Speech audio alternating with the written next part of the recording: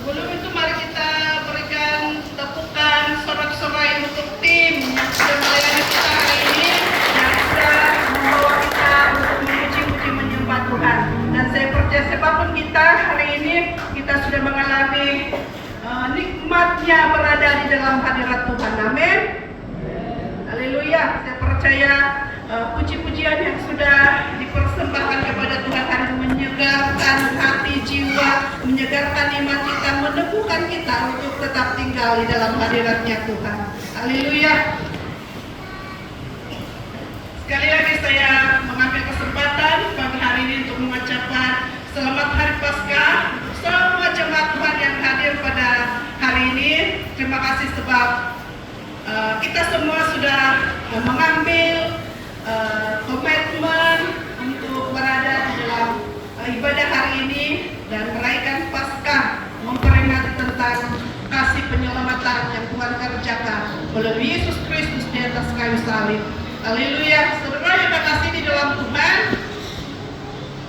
dari seseorang yang besar dan memberi pengaruh kepada ramai orang akan terus dikenang sepanjang masa. Betul? Nah, salah satunya adalah Thomas Alva Edison. Pasti kita kenal dengan orang ini.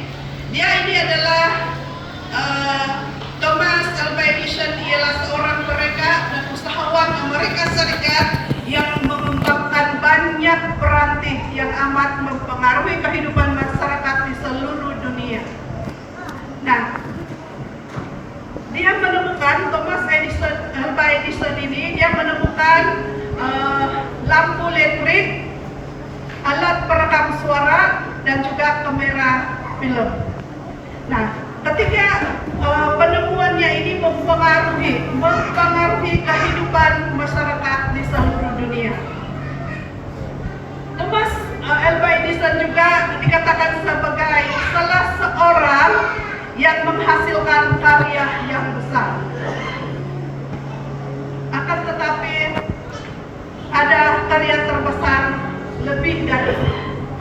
Bahkan karya terbesar sepanjang masa, sepanjang zaman. Karya yang mampu mengubah kehidupan manusia dan memberikan keselamatan kepada manusia. Nah, karya ini adalah karya salib Kristus. Nah, saudara yang terkasih di dalam Tuhan, pagi hari ini sesuai dengan tema yang sudah tertera di depan kita. Tema yang tertulis di sana adalah karya salib Kristus.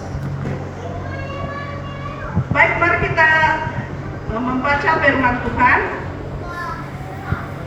Kita buka Alkitab dan kita baca petikan firman Tuhan yang terdapat di dalam Roma 5 ayat yang ke-6 hingga ayat yang ke-11.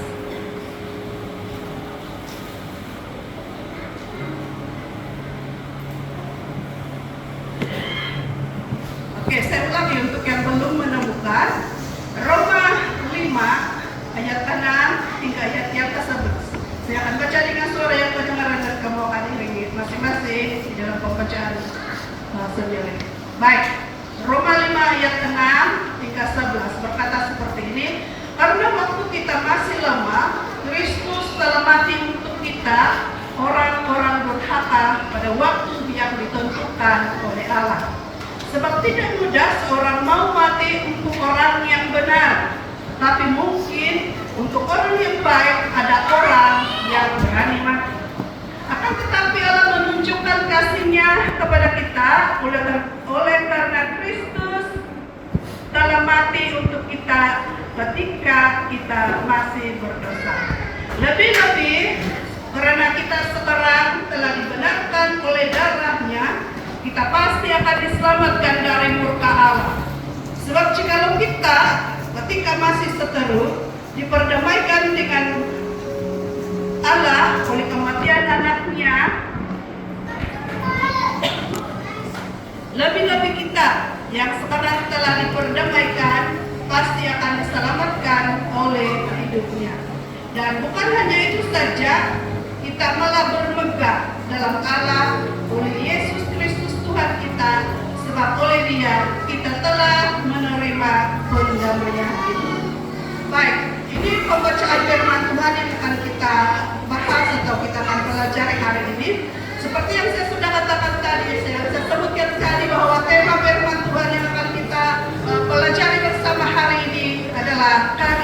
salib Kristus. Karya salib Kristus merupakan satu karya terbesar sepanjang zaman. Nah, karya ini memberikan kesan yang begitu besar bagi semua umat manusia yang ada di bumi ini. Nah, karya salib Kristus ini memberikan kesan yang begitu besar. Nah, sesuai dengan petikan firman Tuhan yang kita sudah baca sebentar tadi, saya akan membawa kita melihat, merenungkan, menyelidiki paling sedikit pun 3 hal yang harus kita pahami mengenai dengan karya salib Kristus. Yang pertama yang akan kita pelajari di sini tentang karya salib Kristus. Yang pertama, kita dapat melihat di dalam ayat yang ke-6 hingga ayat yang ke-8 berkata seperti ini. Karena waktu kita masih lemah, Kristus telah mati untuk kita, orang-orang durhaka, pada waktu yang ditentukan oleh Allah. Sebab tidak mudah seorang mau mati untuk orang yang benar, tetapi mungkin untuk orang yang baik ada orang yang berani mati. Akan tetapi Allah menunjukkan kasih-Nya kepada kita oleh karena Kristus telah mati untuk kita ketika kita masih berdosa. Pertama yang kita mau pelajari di sini tentang karya salib Kristus, yang pertama di sini adalah karya salib Kristus merupakan bukti kasih Allah kepada manusia. Karya salib Kristus merupakan bukti kasih Allah kepada manusia. Di dalam Roma 5 ayat 7 berkata, sebab tidak mudah seorang mau mati untuk orang yang benar, tetapi mungkin untuk orang yang baik ada orang yang berani mati. Nah, di sini kita mengerti bahwa mengorbankan diri untuk menyelamatkan orang lain itu tidak mudah. Adakah di antara kita di sini, kalau ada kawan kita, sahabat kita yang berkesalahan dan kita rela memberi pertanggungan jawab untuk kesalahan yang kawan kita lakukan, adakah yang sanggup untuk mengorbankan dirinya untuk menyelamatkan orang lain? Nah, tidak mudah, sangat tidak mudah, kata firman Tuhan. Sebab tidak mudah seorang mau mati untuk orang yang benar, tetapi mungkin untuk orang yang baik ada orang yang berani mati. Nah, saudara yang kasih di dalam Tuhan, untuk orang yang baik atau sahabat saja pun jarang ada orang yang rela atau yang mau berkorban untuk menyelamatkannya. Apalagi kalau orang itu jahat, apalagi kalau orang itu adalah musuhnya, apalagi kalau orang itu adalah orang yang selalu melakukan kejahatan terhadapnya. Nah, tidak mungkin tidak mungkin ada orang yang sanggup, pastinya tidak ada orang yang mau berkorban. Tetapi Yesus Dia rela mati di kayu salib untuk kita. Pada waktu kita masih di dalam keadaan yang berdosa, pada waktu kita adalah orang-orang yang durhaka, pada waktu kita ini adalah seteru Allah, musuh Allah, pada waktu kita hidup di luar Tuhan, melakukan kehendak hati kita dengan sesukanya, tetapi waktu itu Allah menunjukkan kasih-Nya melalui Yesus Kristus. Di atas kayu salib Yesus telah mati dan menanggung segala dosa dan pelanggaran kita. Tuhan Yesus rela mati. Dalam ayat yang ke-8 berkata, akan tetapi Allah menunjukkan kasih-Nya kepada kita oleh karena Kristus telah mati untuk kita ketika kita masih berdosa. Pada waktu kita masih hidup di dalam dosa, Allah menunjukkan kasih-Nya melalui Yesus Kristus, di mana Yesus sudah mati di atas kayu salib.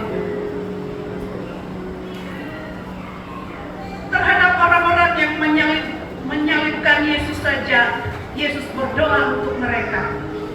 Di dalam Lukas 23 ayat yang ke-24, satu ungkapan Tuhan Yesus yang sangat luar biasa, di mana Yesus berkata, ya Bapa, ampunilah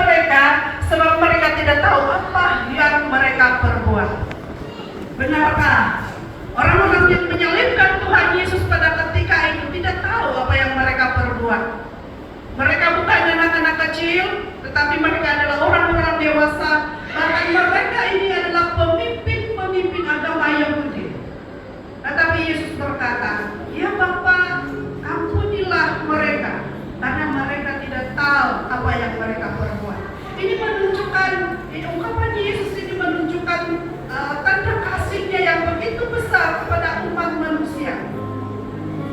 Walaupun mereka sudah melakukan kejahatan, mereka sudah melakukan perkara yang begitu mengerikan terhadap Yesus, sehingga mereka membunuh Yesus, menyiksa Yesus dengan begitu perit, begitu sangsaranya.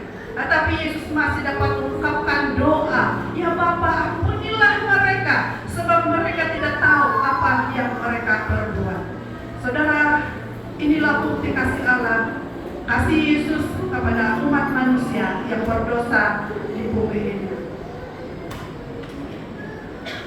Kasih Allah begitu besar buat seluruh isi dunia ini.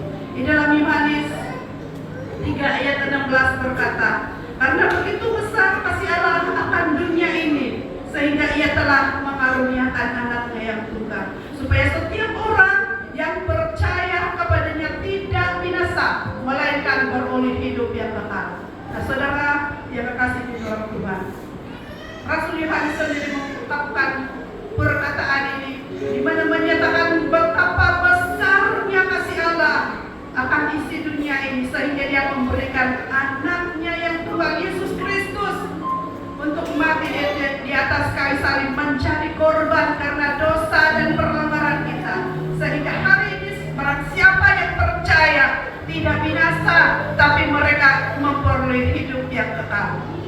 Haleluya, begitu besar dan luar biasanya pekerjaan Tuhan yang Dia lakukan di atas kayu salib. Karya salib Kristus merupakan bukti kasih Allah kepada dunia ini. Kita membaca di dalam Roma pasal yang ke-8 ayat yang ke-38 dan ayat yang ke-39. Roma 8 ayat 38.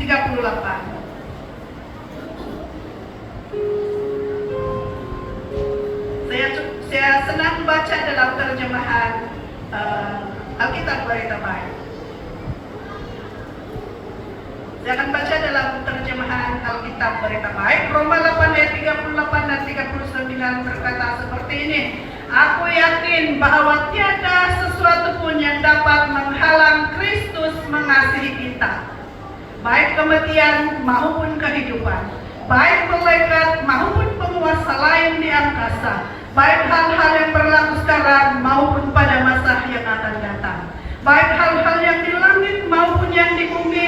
Tidak ada sesuatu pun di alam semesta yang dapat menghalang Allah mengasihi kita, seperti yang sudah ditunjukkannya melalui Kristus Yesus Tuhan kita." Haleluya, sangat luar biasa kalimat daripada ayat firman Tuhan ini, di mana dikatakan di sini bahwa tidak ada suatu pun yang dapat menghalang Kristus mengasihi kita. Tidak ada satu pun yang dapat menghalang Kristus untuk mengasihi kita, baik hal-hal yang di langit maupun di bumi. Tidak ada satu pun di alam semesta ini yang dapat menghalang Allah mengasihi kita. Saudara yang terkasih di dalam Tuhan, kita adalah orang-orang yang sangat beruntung, orang-orang yang sangat berbahagia, karena kita memiliki Allah yang begitu mengasihi kita. Dan tidak ada sesuatu apapun di seluruh alam semesta ini yang dapat menghalang kasih Allah untuk mengasihi kita. Dan marilah kita hargai kasih yang sudah Allah tunjukkan di dalam kehidupan kita. Ada seorang perempuan yang saya ingin ceritakan. Kisah seorang perempuan, dia ini adalah seorang yang percaya kepada Tuhan. Dia mengasihi Tuhan. Tapi suatu ketika dia mengalami kecelakaan pesawat, sehingga dalam kecelakaan itu dia mengalami kecederaan yang teruk, mengalami luka bakar yang begitu teruk, mengakibatkan kulit tangan, kakinya menjadi cacat seumur hidup. Saat perempuan ini mengalami musibah ataupun kemelangan yang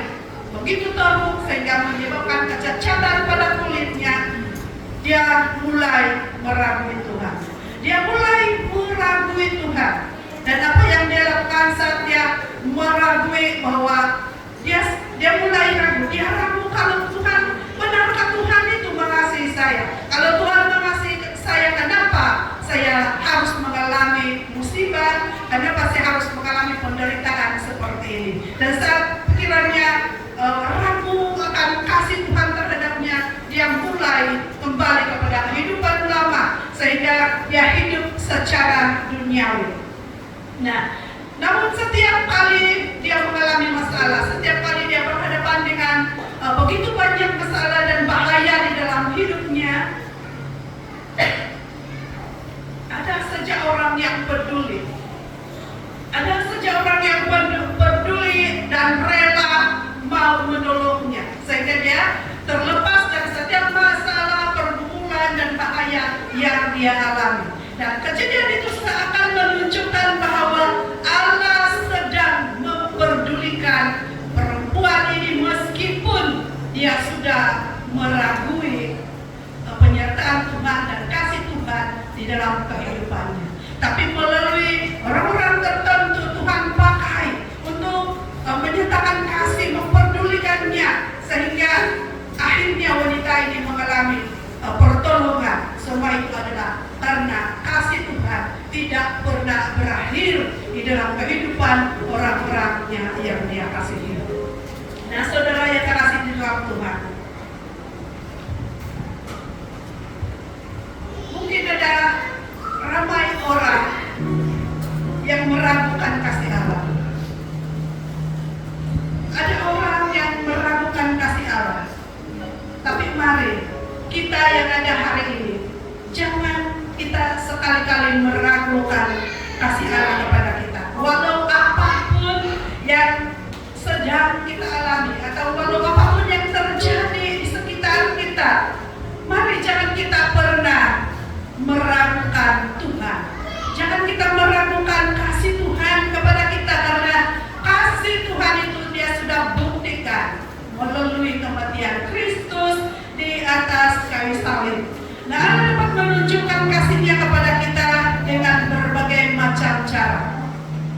Melalui nasihat, melalui teguran, ataupun berbagai macam peristiwa yang sedang kita alami atau yang ada di sekitar kita.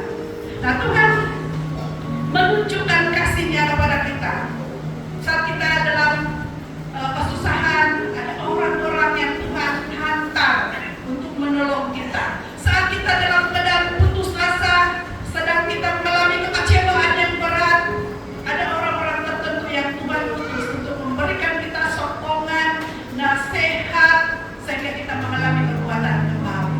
Dan saat kita dalam keadaan yang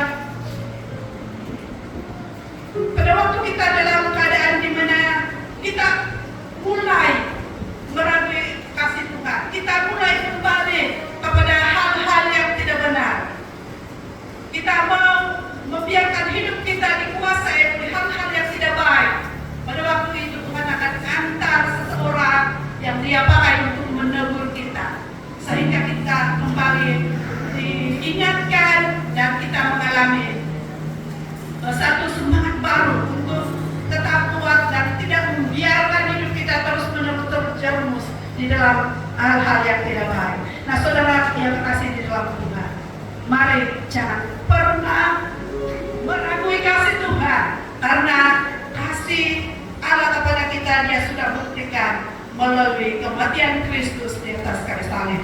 Dan yang kedua yang kita pelajari, yang kita akan pelajari di sini tentang karya salib Kristus yang kedua. Karya salib Kristus merupakan karya keselamatan Allah yang sempurna. Karya keselamatan Allah yang sempurna. Penyelamatan yang Allah lakukan, yang Allah kerjakan di dalam kehidupan kita adalah karya yang sempurna. Kita baca di dalam Roma 5 yang kita sudah baca sebentar tadi. Kita melihat di dalam ayat yang ke-9 dan ayat yang ke-10. Karya salib Kristus merupakan karya keselamatan Allah yang sempurna. Ayat 9 dan ayat 10. Melalui kematian Kristus kita sekarang berbaik semula dengan Allah. Oleh itu kita pasti akan diselamatkan oleh Kristus daripada kemurkaan Allah kelak. Dahulu kita bermusuhan dengan Allah, tetapi Allah menjadikan kita sahabatnya melalui kematian anaknya. Sekarang sebagai sahabat Allah, kita pasti akan diselamatkan karena Kristus hidup. Karya salib Kristus merupakan karya keselamatan Allah yang sempurna. Melalui kematian Yesus di atas kayu salib, kita memperoleh anugerah keselamatan. Rasul Paulus sendiri menjelaskan, di mana kita yang dahulunya orang-orang yang durhaka, kita telah berbaik semula dengan Allah.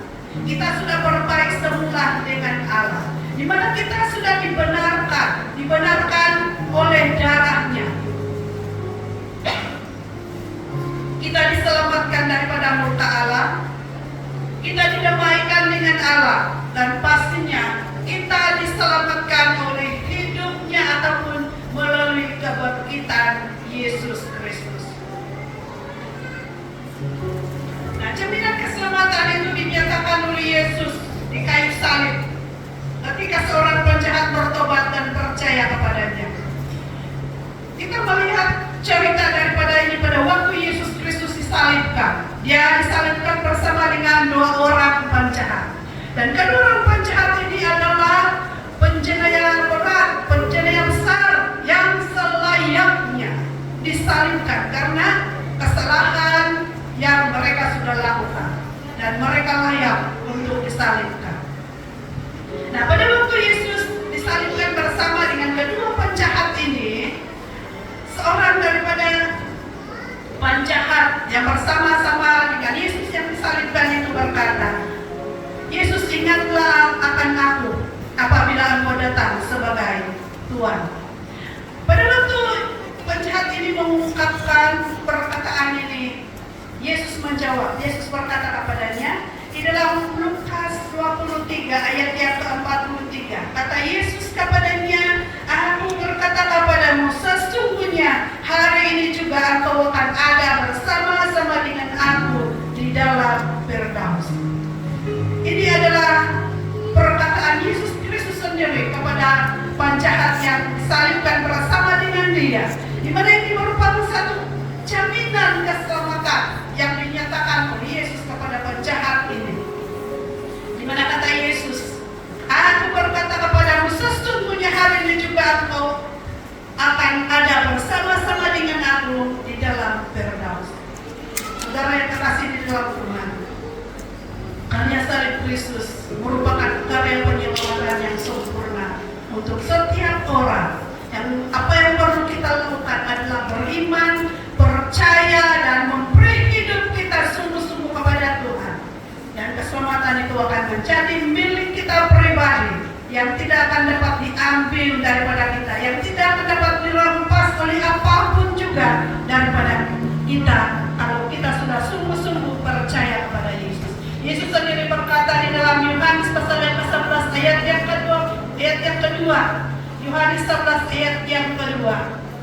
Jawab Yesus, "Akulah kebangkitan dan hidup. Barang siapa percaya kepadaku, ia akan hidup walaupun ia sudah mati."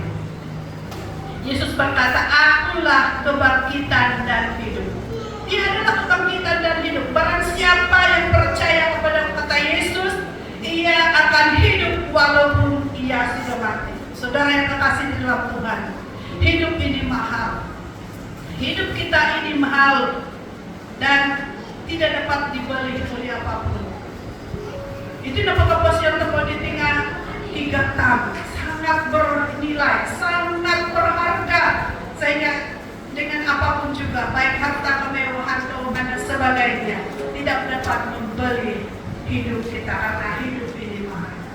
Sekali pagida siaran pada hari itu mengalami masalah kemalangan contohnya.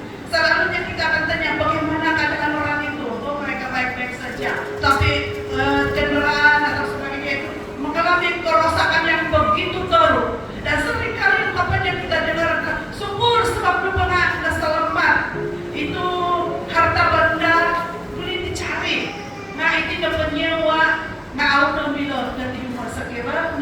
melayang waktu itu. Nah, saudara yang terkasih di dalam Tuhan, hidup yang kita miliki ini sangat mahal. Begitu berharga hidup yang kita miliki ini. Sebab diri kita tahu sia-sia untuk melakukan hal-hal yang tidak benar, melakukan perkara-perkara yang menyakiti hati Tuhan. Tapi mari kita hargai hidup yang Tuhan beri dengan mengabdi kepada Tuhan, melakukan perkara-perkara yang menyenangkan hati Tuhan, perkara-perkara yang memuliakan dan meninggikan Tuhan setiap hari. Saudara yang kekasih di dalam Tuhan, belum pernah ada seseorang yang memberi jaminan akan keselamatan kepada orang lain. Pernahkah kita mendengar ada kawan-kawan kita yang menebo di menahap dalam posian terpenuh? Adakah yang memberi jaminan bahwa dialah yang akan memberikan kehidupan kekal kepada manusia di bumi ini? Tidak ada. Tidak ada seorang pun, belum ada yang pernah memberi jaminan keselamatan kekal kepada orang lain seperti yang Yesus Kristus katakan. Sebab Yesus berkata, "Akulah kebangkitan dan hidup." Yesus juga berkata bahwa Dia adalah jalan, kebenaran dan hidup. Dia adalah jalan, kebenaran dan hidup. Tidak ada seorang pun yang datang kepada Bapa kalau tidak melalui Aku. Nah, hanya melalui Yesus Kristus kita akan memperoleh keselamatan. Nah, Yesus tidak hanya mengajarkan. Yesus bukan hanya mengajar tentang keselamatan, tetapi Dia sendiri mengerjakan keselamatan itu di atas kayu salib untuk kita. Di dalam Yesus, keselamatan itu bukan semoga, bukan mudah-mudahan. Tetapi di dalam Yesus, keselamatan itu telah dan akan menjadi milik kita setiap orang yang percaya. Dan bukan semoga saya biarkan kepastian yang kekal, mudah-mudahan nanti yang pesuama surga. Tiada istilah begitu di dalam Tuhan. Jaminan yang Yesus berikan kepada kita bukan semoga atau mudah-mudahan, tapi jaminan yang Yesus berikan adalah pasti dan akan terus menjadi milik kita setiap orang yang percaya kepadanya. Nah, ramai orang yang menganggap remeh tentang keselamatan, sehingga mereka sanggup dan menggadaikan imannya semata-mata untuk kedudukan, jabatan, pekerjaan, ataupun pada waktu mencari pasangan hidup. Pada waktu mencari pasangan hidup, dia tidak akan melihat apakah pasangan hidup ataupun pasangan Daud ini adalah orang yang seiman dengan dia atau tidak. Dia tidak peduli kawin kok. Nah, saudaraku, tidak sedikit orang yang rela kehilangan keselamatannya demi cinta kepada pasangannya, di mana dia meninggalkan Tuhan. Bahkan hal itu kesanggup dan menggadaikan imannya semata-mata dan menginginkan jabatan, kedudukan, pangkat yang lebih tinggi. Saudara, jangan kita pernah menganggap remeh keselamatan yang Tuhan sudah berikan kepada kita sehingga kita sanggup untuk menggadaikannya. Tapi mari hargai keselamatan yang Tuhan sudah kerjakan. Sebab karya penyelamatan yang Tuhan kerjakan di atas kayu salib sempurna untuk kita. Dan tidak ada alasan bagi kita untuk meninggalkan Tuhan. Dan yang terakhir yang kita pelajari di sini tentang karya salib Kristus. Yang terakhir adalah karya salib Kristus mendatangkan sukacita. Karya salib Kristus mendatangkan sukacita. Kita baca di dalam ayat yang ke-11. Tapi saya suka baca di dalam terjemahan Alkitab Berita Baik. Dalam ayat yang ke-11 berkata, bukan itu saja, kita pun bersukacita karena apa yang sudah dilakukan oleh Allah melalui Tuhan kita Yesus Kristus. Melalui Kristus kita sekarang dijadikan sahabat-sahabat Allah. Bukan itu saja, kita pun bersuka cita karena apa yang sudah dilakukan oleh Allah melalui Tuhan kita Yesus Kristus.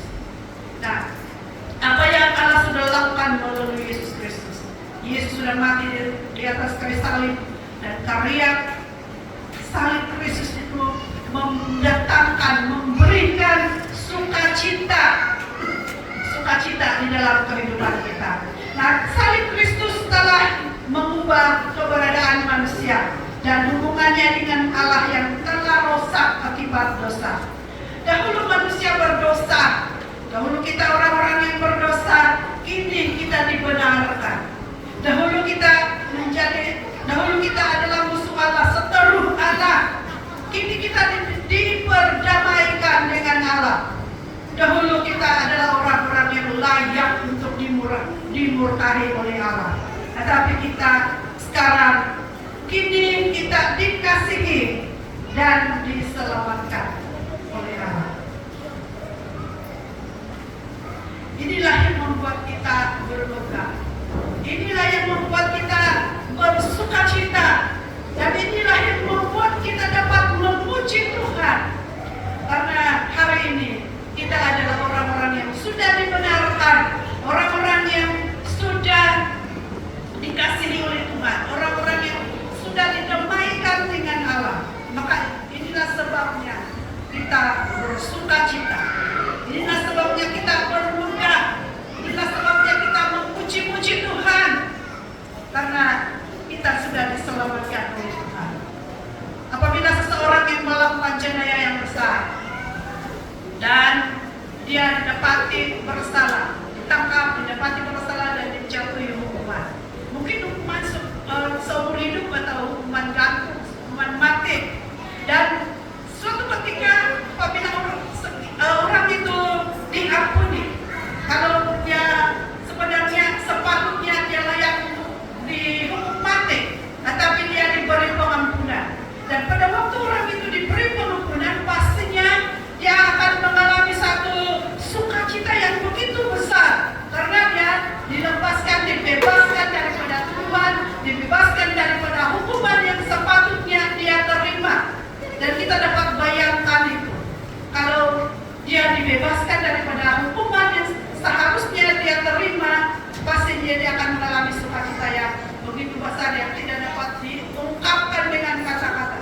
Dan kalau kita ada di tempat itu, kita dapat membayangkan bagaimana perasaan sukacita seseorang yang dibebaskan daripada hukuman yang sebenarnya dia harus terima. Nah, saudara yang terkasih di dalam Tuhan, demikian halnya di dalam kehidupan kita.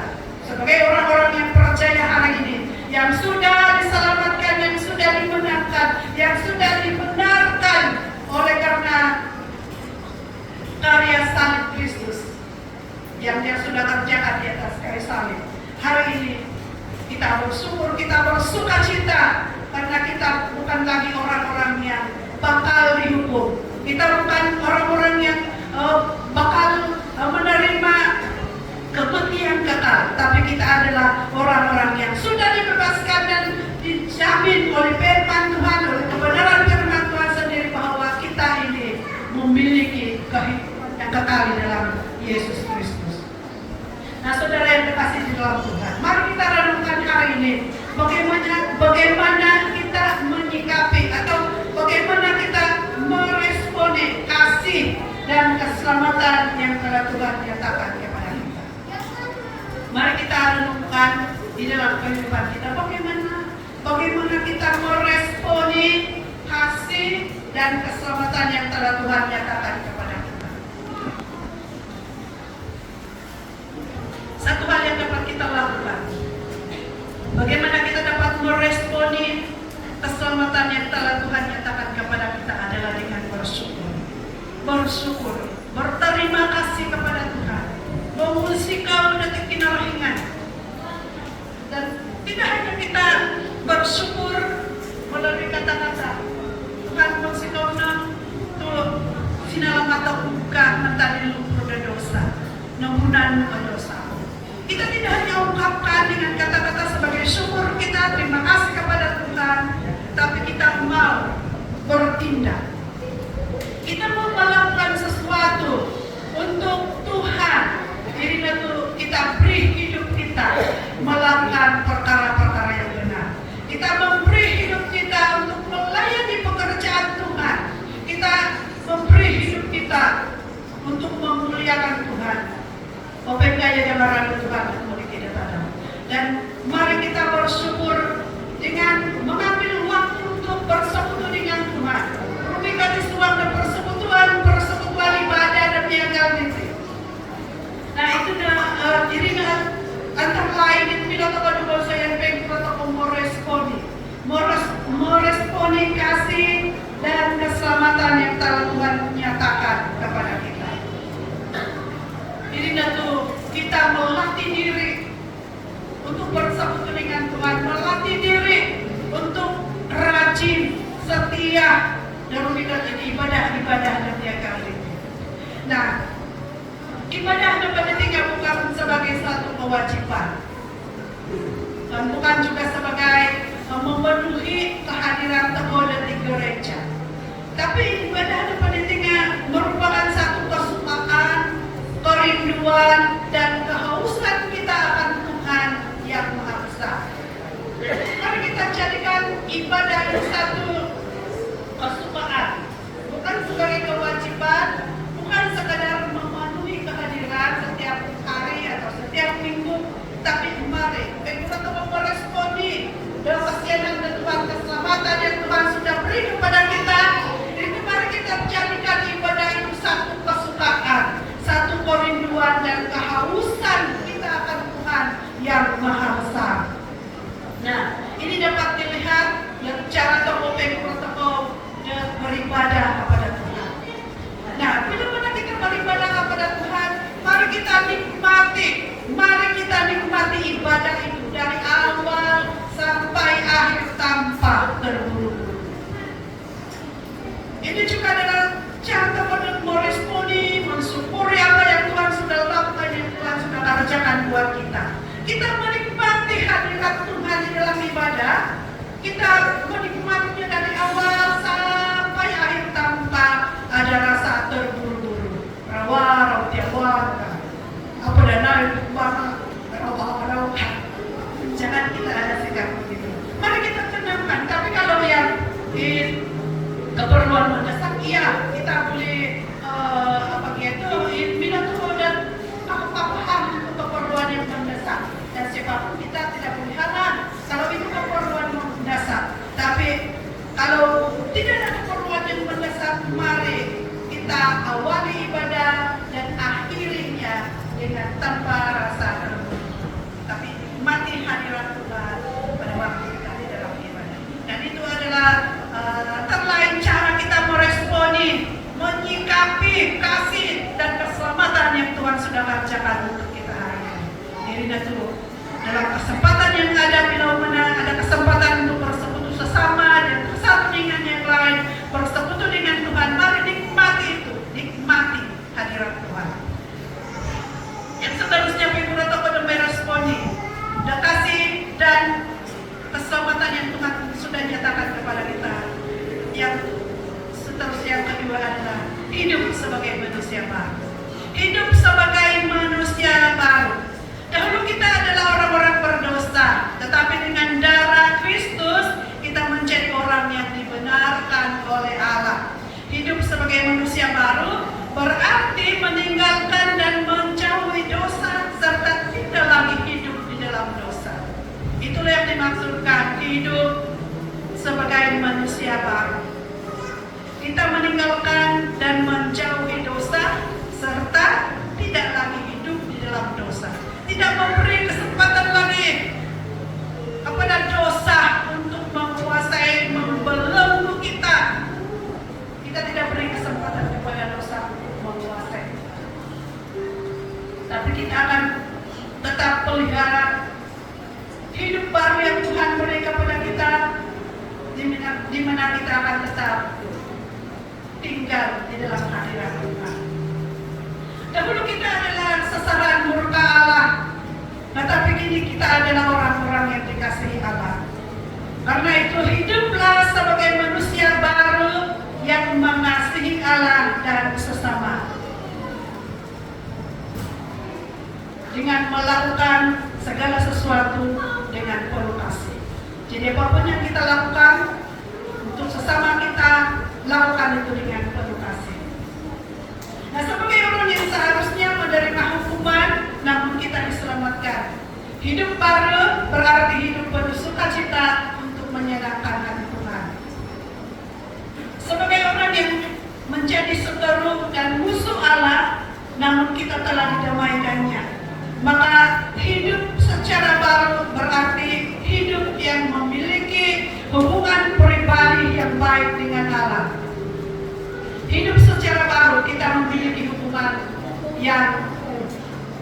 pribadi yang baik dengan Allah melalui doa, persekutuan, dan juga hubungan intim kita dengan Tuhan. Ini hubungan pribadi terhadap hingga Tuhan terkini.